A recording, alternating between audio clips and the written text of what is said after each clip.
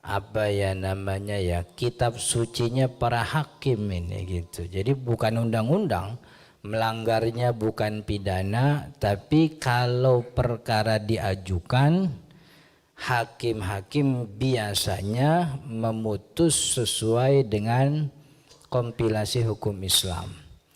Nah, kompilasi hukum Islam ini ada 3 kitab besar di dalamnya. Pertama kitab nikah, kitab waris, dan juga kitab wakaf. Nikah, waris, wakaf gitu. Nah, kita lagi ngomongin yang waris nih. Dan ternyata sepanjang penelitian kami, di kitab warisnya ini banyak pasal bermasalah. Jadi yang kita sebut bermasalah tuh gini nih. Jadi kita definisikan dulu bermasalah. Kalau ada orang yang datang ke masjid, kemudian dia sholat, dia mulai sholatnya dengan takbiratul ihram, ngangkat tangan, Allahu Akbar, ngangkat tangan. Setelah itu tangannya tidak bersedekap, jadi tangannya dilurusin sama dia. Mulai dia baca surat Al-Fatihah. Kita tidak nyebut orang ini salah, kita bilang oh ini nih orang mazhab Imam Malik gitu. Orang mazhab Imam Malik tuh kalau sholat tangannya dilurusin, dia kalau berdiri tangannya tidak bersedekap. Itu mazhabnya Imam Malik begitu. Kalau ada orang masuk ke masjid, dia sholat takbiratul ihram Allahu Akbar, kemudian dia bersedekap, begitu sedekapnya mantap di atas pusar di bawah dada. Lalu dia mulai baca Al-Fatihah, Bismillahirrahmanirrahim. Oh, kita bisa bilang nih orang Syafi'i ini begitu. Orang Syafi'i begitu. Jadi bersedekapnya tuh di atas pusar di bawah dada. Fatihah itu bismillahnya dikerasin gitu. Kalau ada orang yang datang sholat, kemudian dia mengangkat tangan takbiratul ihram, lalu dia bersedekap di bawah pusar. Jadi di bawah pusar dia sedekapnya. Kemudian dia baca Fatihah, Alhamdulillahirabbil alamin. Bismillahnya nggak dikerasin. Kita bilang oh ini orang Hambali ini gitu. Imam Abdurrahman As-Sudais tuh begitu tuh. Kalau Bapak Ibu pernah lihat YouTube-nya, itu bersedekapnya selalu di bawah pusar karena Hambali begitu. Begitu. Kemudian masuklah orang selanjutnya. Dia mengangkat tangan Allahu Akbar, bersedekapnya di bawah pusar persis begitu. Tapi kemudian dia setelah waladhdallin dia tidak mengucapkan amin. Oh ini begitu, ini Hanafi. Tapi kalau ada orang yang kelima datang dia ke tempat sholat, ngangkat tangan begitu, ngangkat mantep, tangan telapak tangan depannya tuh mengarah ke kiblat, jempolnya nempel ke kuping. Ini kan mantep nih. Cuman mulutnya mingkem gitu, kagak takbir. Udahnya kagak takbir, bersedekapnya mantep, mingkem aja sambil merem begitu.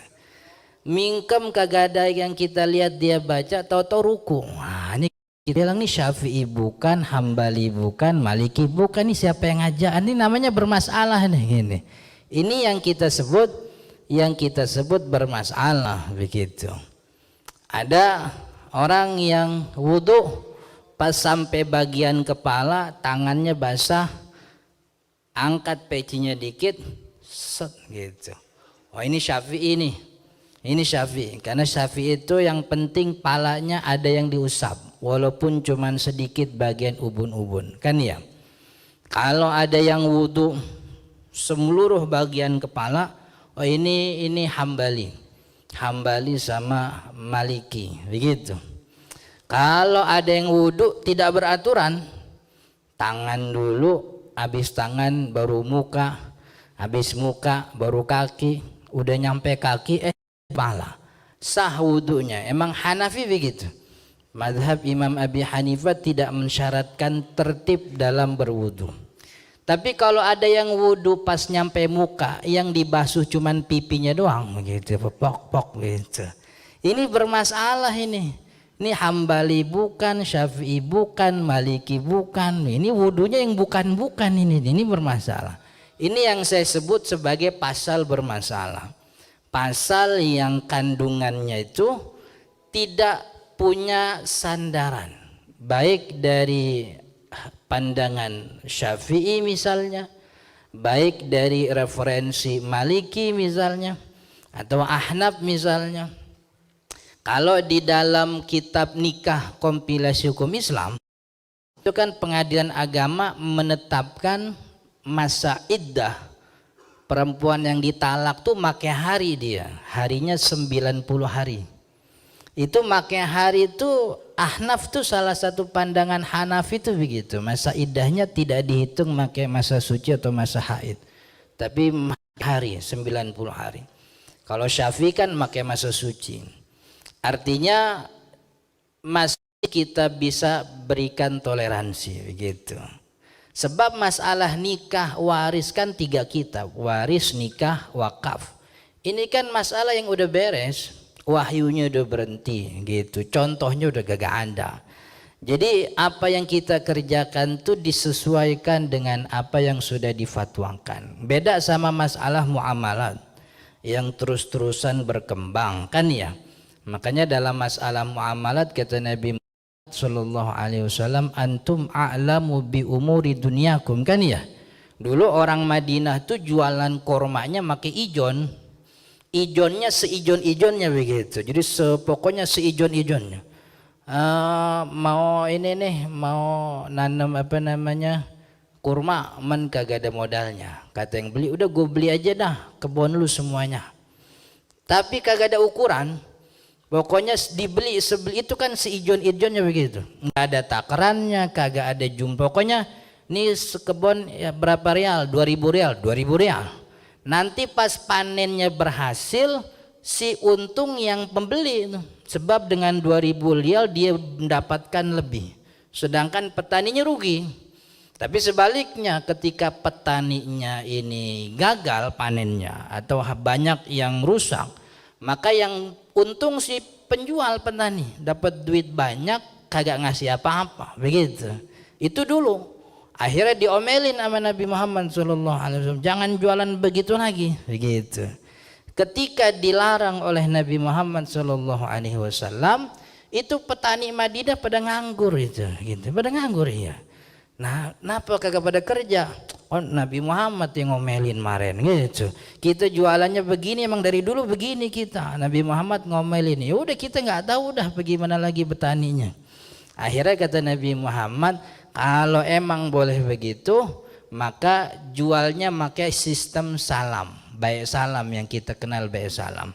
Jual barang yang kagak ada tapi punya kepastian ada di kemudian hari dengan catatan kualitasnya jelas, ini kurma grade-nya grade A, B, C, D, kemudian waktunya jelas, kapan mau diserah terimakan ini, kemudian takarannya jelas, pakai volume, kalau volumenya berapa liter, jadi nggak boleh seijon-ijonnya, jadi kudu dibatasin. Pokoknya nih, makanya zaman ketika Nabi Muhammad datang muncul itu namanya ahlut takhris. Ahlu takhris itu tukang taksir. Jadi ketika petani ingin menjual hasil panen yang belum ada begitu, karena untuk modal dipanggil tukang taksir. Tukang taksir itu ke bahasa kita tukang taksir, kalau bahasa orang sonanya namanya kharos. Ini dia ngitung nih. Nih kebunnya nih 5 meter kali 10 meter. Nih berarti ini ada pohonnya sekitar sekian. Berarti nanti panennya nih dari satu pohon aja bisa sekian liter. Kalau dari sini ada sekian meter berarti pohonnya ada 30, 40, apa 50 pohon, berarti ini bakal panennya sekian liter. Ah gitu.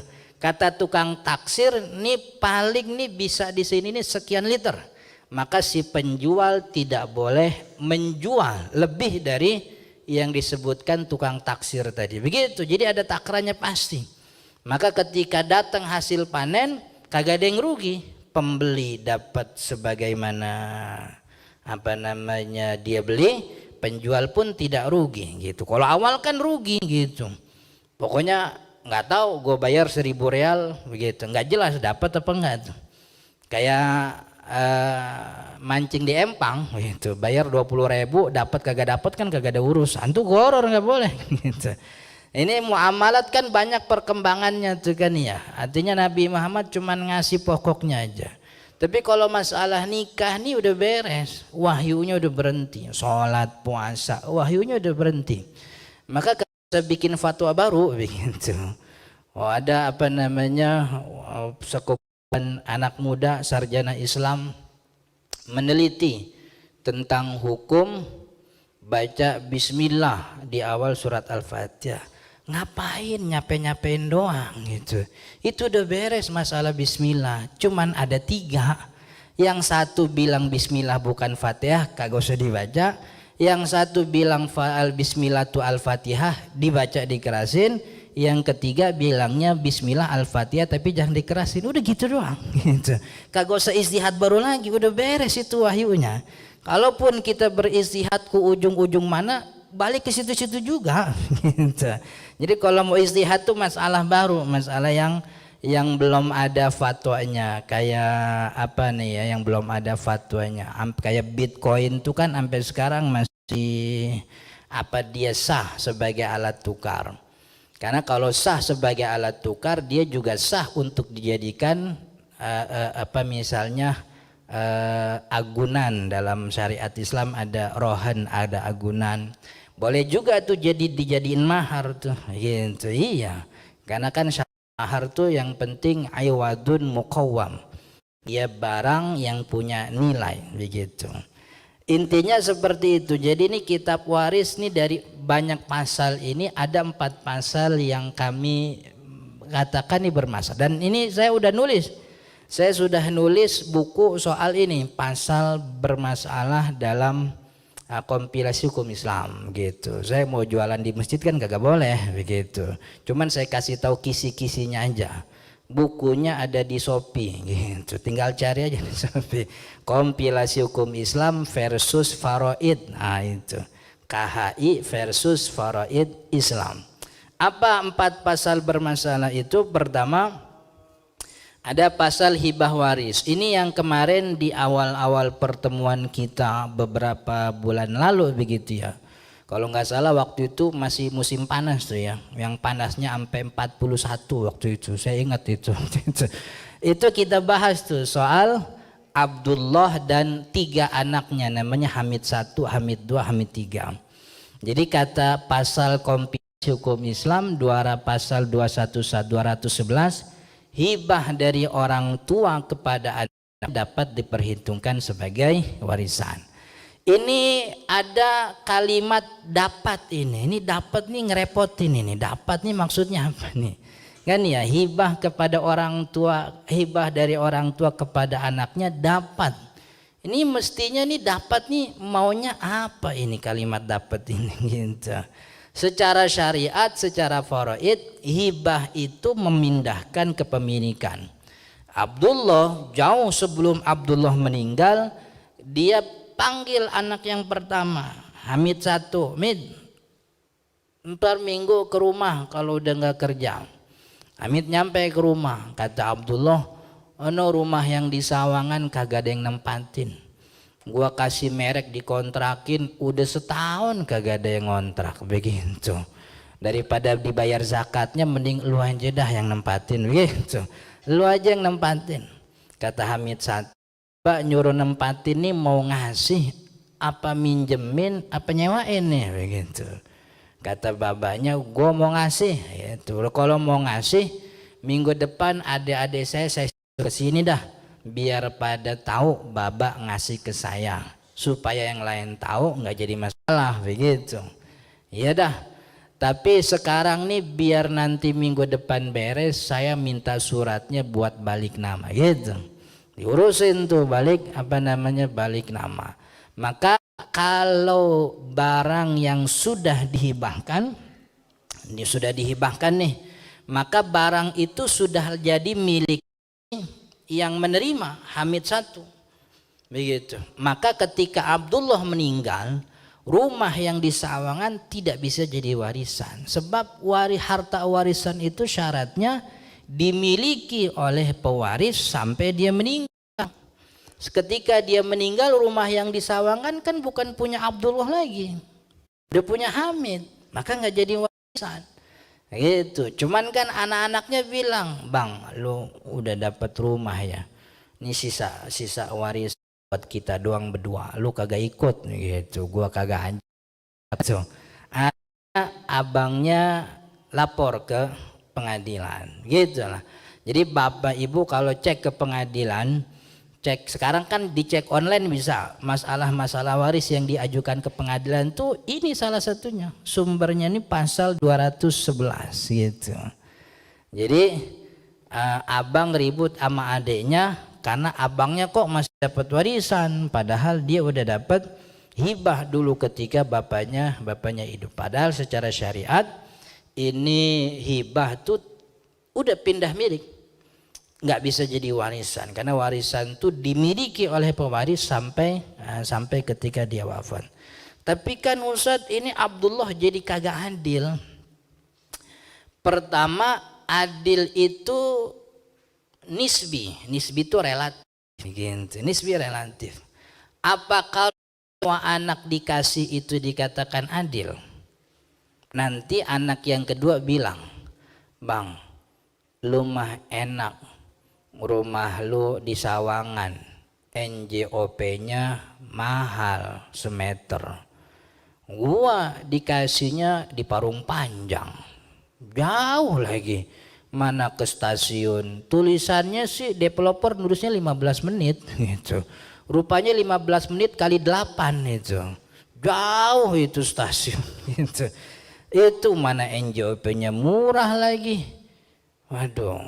Jadi kan ada juga. Jadi yang namanya adil tuh nisbi. Katakanlah adil plek-plekan begitu. Kalau orang dikasih rumah 500, maka yang lain harus dapat 500 juta juga. Apa emang wajib orang tua tuh harus ngasihnya sama? Kan enggak ada. Dalam syariat tidak ada kewajiban orang tua memberikan sama terhadap anak-anaknya, enggak ada. Maka karena itu dalam syariat Islam tidak ada kewajiban adil yang tadi dimaksud, karena memang tidak punya takarannya relatif dalam hal pemberian. Maka kalau udah ngeberi kepada satu anak, ya udah itu jadi punya dia, begitu. Maka ketika awal memberi itu kudu dijelasin, karena bisa jadi ada orang tua tuh yang yang ngontrakin sama anaknya gitu, ada gitu. Kita ketemu ada orang begitu tuh. Saya ngontrakin rumah buat anak saya Ustadz begitu. Jadi daripada dia bayar ke orang-orang kan mending bayar ke emaknya, kata dia. Bener juga sih gitu. Jadi jatuhnya ngontrak, berarti bukan milik tuh, bukan tuh masih punya saya begitu. Banyak yang begitu. Boleh apa enggak? Ya boleh. Rumah dia terserah dia, apa kita yang ngurusin kan ya. Rumah dia terserah dia. Tapi kan itu jelas akhirnya ketika orang tuanya meninggal, ini rumah emang bukan punya dia, maka jadi itu warisan kan begitu. Jadi ini yang kemudian kita bilang bermasalah, sebab dari 4 mazhab tidak ada fatwakan itu hibah orang tua bisa jadi warisan, nggak ada yang bilang begitu. Sebab syarat harta warisan udah kagak ada. Syarat harta warisan dimiliki, itu barang rumah yang dikasih dulu udah tidak dimiliki lagi, maka karena tidak dimiliki tidak disebut sebagai harta warisan begitu. Tapi karena pasal ini ada, maka ini mengundang orang ya. Kita kalau bayangin ini ya, kalau bayangin rumah doang apalagi di Sawangan kan ya, tapi Sawangan mana dulu nih begitu. Sawangan yang udah pinggir tol tuh, tol ini lumayan itu NJOP-nya kan gitu. Kagak cukup 5 juta semeter. Iya. Rumah paling 100 meter kan paling 200 juta. Iya kalau rumah hibahnya 200 juta. Tapi kan ada sebagian orang tuh yang mendapat hibah dari orang tuanya tuh miliaran. Dan itu menggiurkan bagi sebagian saudara-saudaranya. Masa lu udah dapat rumah 2 miliar masih minta warisan juga, kan begitu akhirnya. Gitu, kebangetan lu banget gitu. Tapi ini yang kita sebut bermasalah. Kemudian selanjutnya ada wasiat wajibah. Ini wasiat wajibah ini begini nih. Kita baca dulu pasalnya. Pasal 209 kompilasi hukum Islam. Harta peninggalan anak angkat dibagi berdasarkan pasal 176 sampai dengan pasal 193 tersebut di atas. Sedangkan terhadap orang tua angkat yang tidak menerima wasiat diberi wasiat wajibah sebanyak-banyaknya 1/3 dari harta wasiat anak angkatnya. Terhadap anak angkat yang tidak menerima wasiat diberi wasiat wajibah sebanyak-banyaknya 1/3 dari harta warisan orang tua angkatnya. Jadi maksudnya begini, ada misalnya Doni nikah nih sama Dana. Doni Dana nikah, bertahun-tahun gak punya anak. Akhirnya ngangkat anak lah begitu. Jadi ada sepupunya yang emang anaknya udah rada banyak, kebanyakan begitu. Itu anaknya ada 4, bunting lagi 1 nih gitu. Doni deketin, udah Bang Haji, itu anak kelima buat saya aja dah, rawatin sama bini saya. Diangkat tuh, akhirnya lahir dikasih. Itu kan namanya anak angkat tuh. Artinya itu lahir bukan dari dia, bukan dari bininya juga begitu, dari orang lain. Ya urusan disusuin sih beda, ya bu disusuin apa kagak disusuin, pokoknya ini anak angkat namanya. Kalau Doni kemudian meninggal, ini kan harta warisan. Kalau dia memang tidak punya anak dan orang tuanya sudah tidak ada, maka ketika meninggalkan ke saudara-saudaranya nih begitu. Karena Doni tidak sempat berwasiat, maka 1/3 harta diberikan kepada anak angkatnya sebagai wasiat wajib. Gitu. Jadi si anak angkat ini dapat wasiat wajib namanya, wasiat wajibah. Begitu. Ini secara syariat, ini ada beberapa kesalahan. Pertama, wasiat itu akad ikhtiari. Ada namanya ijbari, ada ikhtiari. Ikhtiari itu sesuai kemauan kita. Ijbari kita kagak pengen, cuman terjadi sebab kewajiban syariat. Contoh, ada Abdullah tadi meninggal. Ini hartanya Abdullah suka kagak suka, kalau dia meninggal hartanya wajib diberikan kepada ahli waris. Bukan sebagai kemauan dia, tapi kewajiban syariat. Itu namanya ijbari. Syariat yang menetapkan bahwa harta warisan pindah kepemilikan dari si pemilik yang wafat kepada anak cucu. Itu namanya ijbari. Bahasanya dipaksa oleh syariat. Maksudnya ini bukan apa sih kalau bahasa Inggrisnya tuh akad yang tanpa kemauan, ya memang terjadi sebab kewajiban syariat. Tapi ada namanya ikhtiari, akadnya tuh sesuai kemauan kita, jual beli, memberi sedekah, memberi donasi, ngutang apa kagak ngutang, itu kan sesuai kemauan kita. Itu sedekah biarpun gede pahalanya kata syariat. Kalau kita kagak mah kagak jadi sedekah kan ya. Datang nih pengurus masjid mau minta sumbangan, katanya mau bikin maulid, enggak, gua kagak mau ngasih gitu. Datang lagi mau ini nih mau beresin pintu selatan sekalian bangun tempat wudhunya, enggak, gua kagak mau gitu. Itu biar kita kasih dalil 1000 ayat 2000 hadis tentang baiknya sedekah. Kalau emang kagak ngasih mah ya kagak, namanya ikhtiari itu.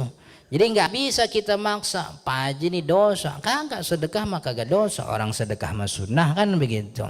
Itu namanya ikhtiari sesuai kemauan kita. Nah, akad ikhtiari itu disyaratkan adanya keridhoan penerima, pemberi, pembeli, penjual, penghutang dan piutang, kemudian penyewa yang disewa harus punya yang namanya ridho. Ridho itu perasaan hati. Karena perasaan hati kagak kelihatan, maka biar kita tahu bahwa dia ridho, kudu ngomong. Ini yang kita sebut dengan ijab qabul. Ijab qabul disyaratkan ada untuk menunaikan syarat ridho. Karena akad yang namanya tukar menukar tuh harus sama-sama ridho, gitu. Gimana biar ridho? Ngomong. Itu namanya akad ikhtiari. Nah, wasiat itu akad ikhtiari yang disyaratkan di dalamnya namanya ijab qabul. Ada ngomongnya, ada terimanya. Kan kalau wasiat itu kan akadnya entar kalau gue meninggal, kan gitu. Wasiat itu pemberian yang diikat waktunya setelah kematian. Entar kalau gue meninggal, ini mobil yang Ioniq tuh kasih Haji Fulan aja, gitu. Itu ada ngomongnya tuh, gitu. Maka kalau tiba-tiba anak diberikan jatah 1/3 dengan catatan wasiat, ini keluar dari standar wasiat.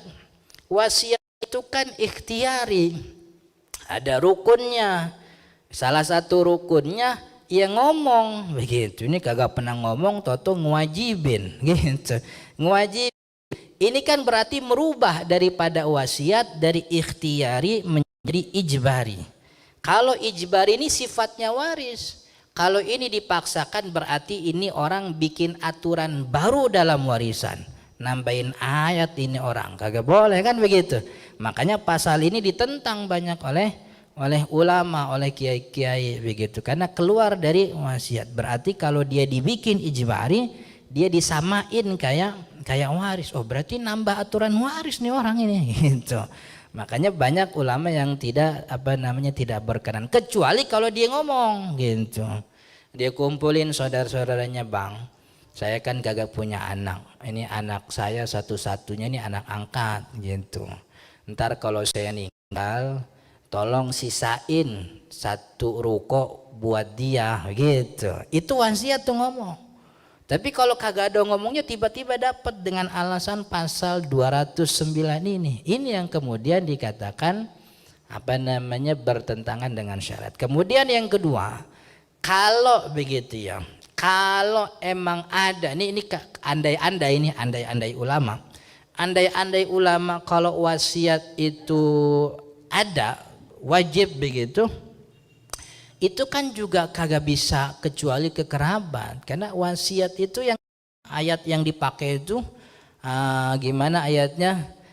Kutiba alaikum idza hadara ahadakumul mautu in taraka khairanil wasiyatu lil walidaini wal aqrabin, gitu.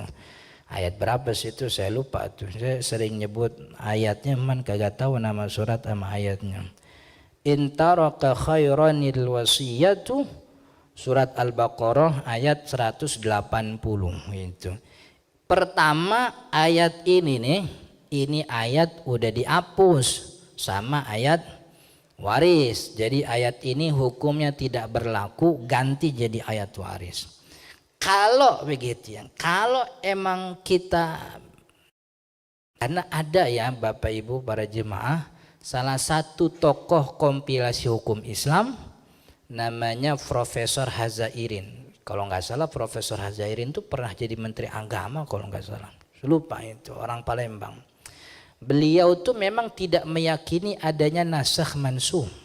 Dalam ilmu tafsir kita ada nasakh mansuh. Ada ayat yang bacanya kita baca tapi hukumnya sudah dihapus. Itu keyakinan Ahlus Sunnah wal Jamaah. Tapi ada orang yang tidak meyakini itu termasuk ini. Jadi ayat ini biar dikata udah dihapus kata ulama tafsir, kita pakai. Gitu. Buat apa nih? Buat ayat pasal 209 kompilasi hukum Islam. Tapi di ayat ini wasiat ya, kalau kita mau bilang ini dipakai begitu. Kalau kita bilang ini ayat dipakai, Ayat ini bilangnya lil aqrabin, bagi kerabat. Anak angkat kan bukan kerabat, begitu. Anak angkat bukan kerabat. Kerabat tuh yang atas, bapak kita terus ke atas, bawah anak kita terus ke bawah, sama kiri kanan kita punya abang, adik, saudara, paman. Anak angkat bukan kerabat, begitu. Jadi ini apa namanya, masalah daripada ya, wasiat wajibah, begitu ya. Jadi masalahnya memang ada, pertama merubah sistem wasiat yang awalnya ikhtiari menjadi ijbari, dan ijbari itu bukan sifat wasiat, gitu. Kayak ini kita tahu-tahu bangun tidur udah disediain tuh akta jual beli, lah kita kapan belinya, kita kapan jualnya, begitu. Ada proyek itu, ada proyek jalan tol, tahu-tahu bangun tidur tuh depan muka kita udah ada akta jual beli, lah gua kapan jualnya tanah gua, gitu. Jadi jual beli yang awalnya ikhtiari, opsional, itu jadi kewajiban, begitu. Jadi kagak boleh mengingkari. Lah ini bagaimana aturannya, tahu-tahu jual jadi paksa, begitu, gitu. Yang namanya jual ada ijab kabulnya. Wasiat itu termasuk akad, namanya akad muawadhah, yang di dalamnya ada ijab dan kabul, sebab ini masuk kategorinya ikhtiari, opsional. Suka wasiat, kagak mau jangan wasiat, begitu. Tapi kalau tiba-tiba diwajibin, nah ini yang jadi masalah. Ini ada 2 pasal lagi, yaitu pasal harta bersama suami istri, satu lagi pasal ahli waris pengganti. Insya Allah kita bahas di pertemuan yang akan datang, karena ini tadi zohornya lebih cepat, begitu ya. Jadi rada capek juga kita ngomong, begitu. Jadi kalau diterusin kurang ini nih, kurang optimal, gitu. Jadi saya cukupkan materi kita, insya Allah 2 pasal lagi, insya Allah di pekan yang akan datang, di pertemuan yang akan datang, tentang harta bersama suami istri. Dan juga ada namanya pasal ahli waris pengganti, insya Allah di pertemuan yang akan datang. Wallahu ta'ala alam. Mudah-mudahan bermanfaat. Untuk pertanyaan sebagaimana biasa di luar forum, untuk tidak mengganggu saudara-saudara kita yang akan kerja atau kegiatan lain. Subhanakallahumma bihamdika asyhadu an la ilaha illa anta astaghfiruka wa atubu ilaik. Hadanallahu wa iyyakum ajma'in. Assalamualaikum warahmatullahi wabarakatuh.